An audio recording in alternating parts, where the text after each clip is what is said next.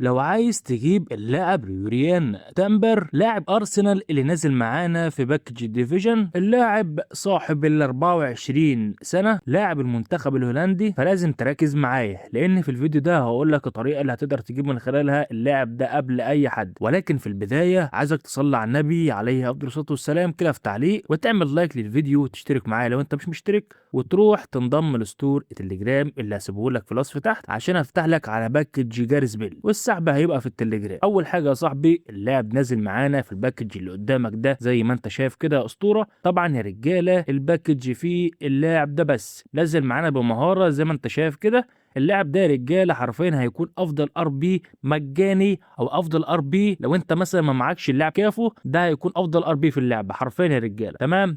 فانت عشان تحصل على اللاعب اول واحد ان شاء الله هقول لك هتجيبه ازاي. طبعا اللاعب فيدك بنسبه 99% في تشكيلتك. عشان تجيبه بقى يا اسطوره لازم تكون متصنف من الرانك او تصنيفك في الديفيجن من 1 ل 500، هتجيبه وهتاخد معاه 200 بطاقه البوستر. طب لو تصنيفك من 500 ل 1000 هتجيبه هتاخد 150 بوستر. طب لو من 1000 ل 5000 هتجيبه وتحصل على 100 بوستر زي ما انت شايف كده. لو 5000 ل 10000 هتحصل على البطاقه وتحصل على 80 بوستر. تمام. المهم يا صاحبي يعني هو معاك لحد المليون، يكون تصنيفك مليون هتحصل على اللاعب، مليون وواحد مش هتحصل على اللاعب، طب مليون الا واحد هتحصل على اللاعب، وهكذا. يعني يا صاحبي لازم تصنيفك يكون مليون في التصنيف، مليون فيما اقل. طب امتى هنحصل على اللاعب؟ بنهايه الديفيجن يا رجاله، بنهايه الديفيجن هتحصل على اللاعب. طب الديفيجن هيخلص امتى؟ هقول لك حالا. الديفيجن هيخلص يوم 28/5، يعني هيخلص بنهايه الشهر الحالي، يعني يوم 28/5 تحصل على اللاعب. وبس كده يا صاحبي، يلا بقى ما تنساش بقى تعمل اشتراك للقناه ولايك للفيديو